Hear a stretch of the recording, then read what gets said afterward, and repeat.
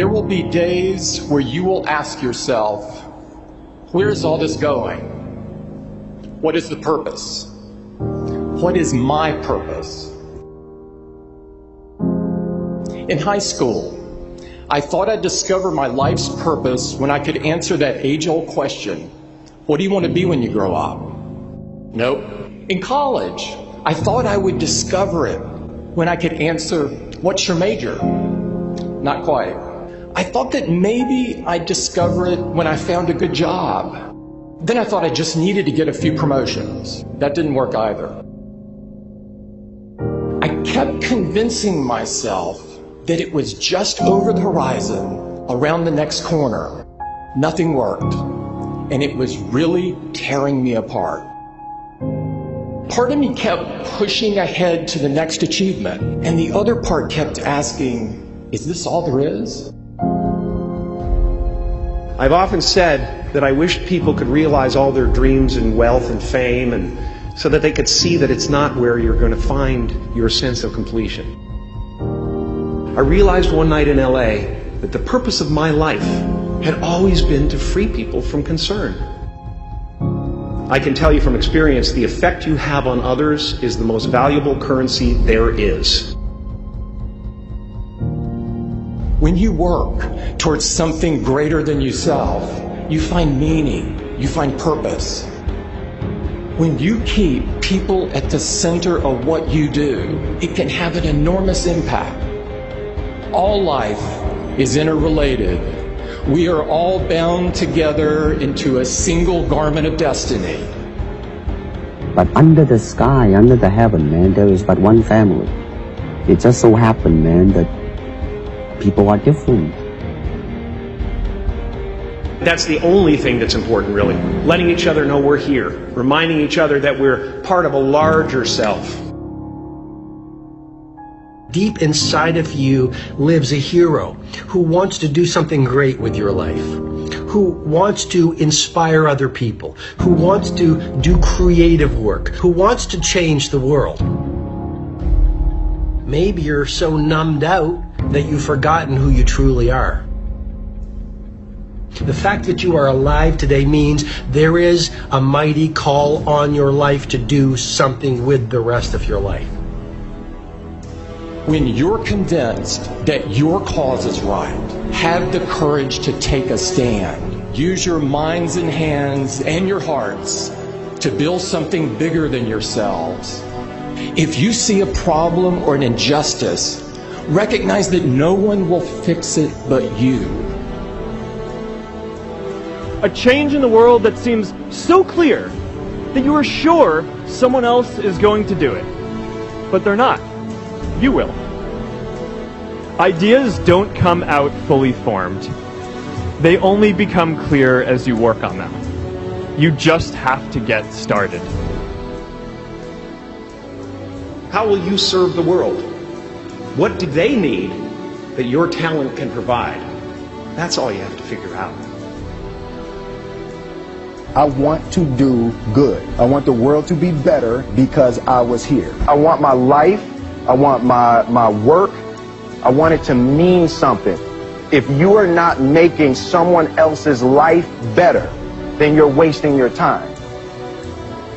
When you wake up in the morning and your life means something to somebody other than you, that you have a purpose. If you don't go do the things that you're going to do, people's lives will suffer. To live in service, not to you, but to live in service to humanity, to live in service to your family, to your church, to your city, to your country, to the world, that is the purest form of joy. Tear down that mirror that makes you always look at yourself, and you will be able to look beyond that mirror, and you will see the millions of people that need your help. Reaching out and helping people will bring you more satisfaction than anything else you've ever done. Measure your impact on humanity not in likes, but in the lives you touch. Not in popularity, but in the people you serve. There is so much out there conspiring to make you cynical. People will try to convince you that you should keep your empathy out of your career. Don't let that noise knock you off course. I found that my life got bigger when I stopped caring what other people thought about me. Yours will too. Stay focused on what really matters. When I look around, I always learn something, and that is to be always yourself. And to express yourself, to have faith in yourself. To express oneself honestly, not lying to oneself. And to express myself honestly. That, my friend, is very hard to do. Everything you gain in life will rot and fall apart, and all that will be left of you is what was in your heart. Don't let anything stand in the way of the light that shines through this form. Risk being seen in all of your glory. You are ready and able to do beautiful things in this world. You will only ever have two choices, love or fear. Choose love, and don't ever let fear turn you against your playful heart. I was in love with my high school sweetheart. We were that couple that was really annoying. So we went to school together. We signed up for classes together. We shared a U-Haul on the way to school together. We lived in the same dorm together. We walked to class. We walked to breakfast in the morning and walked to class together. I mean, we were just joined at the hip, and we were completely crazy infatuated in love. And then halfway through the first year of college, she discovered beer and other boys on the same night, and she cheated. I completely fell apart. I stopped going to class. I barely ate anything, certainly nothing healthy. I stopped studying. I just stopped caring about the world. Literally couldn't get out of bed. And I never thought about it until years later. Reading changed my life, because I was still reading. It was one thing that's brought me through everything. And I happened to pick up the school newspaper, and I opened it up, and there was this full-page ad. It was this perfect white sandy beach, turquoise water, big green palm tree. And across the top of the ad, it said, "Escape.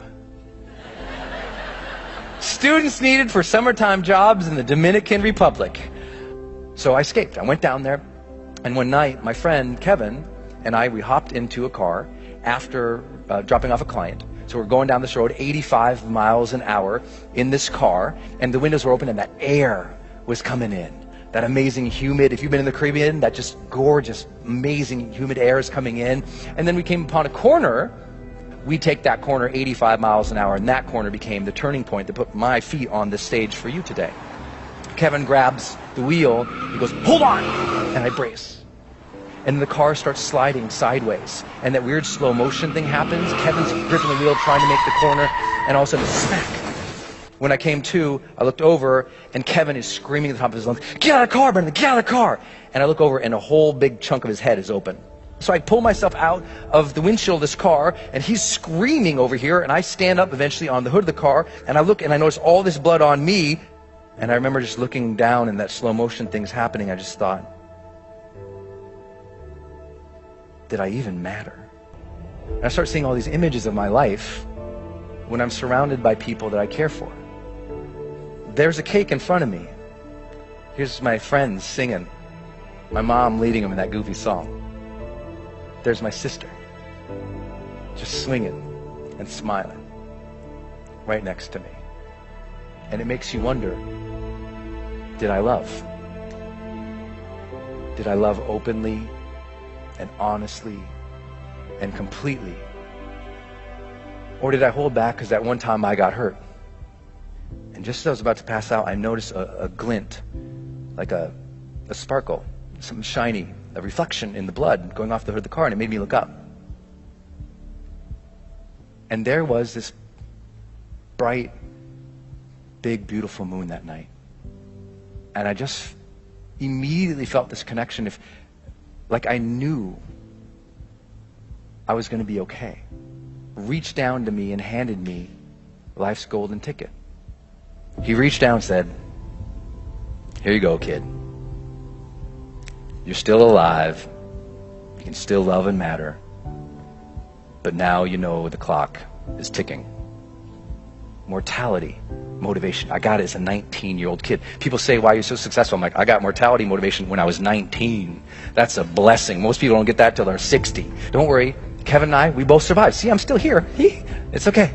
I made it. But the one thing that I took away from that entire thing was that moment and those questions. Because I remembered them. And I thought about them as I was healing. I was like, what was that about? Why did I feel so unhappy with that moment? Because I thought, in the last moments of life, there must be this transcendence, and I was not happy. And I realized it was because of how I'd been living my life, and I wasn't living to my questions.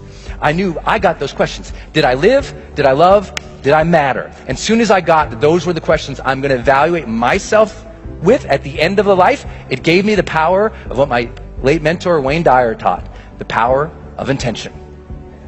That breath you just took, feel it.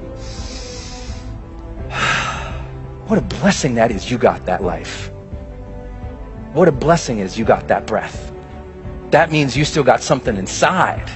You got to work for it. You got to contribute for it. You got to give for it. You got to lead for it. You got to love for it, because you still have something not just in you, you're still here for a reason. And now you just got to earn that blessing.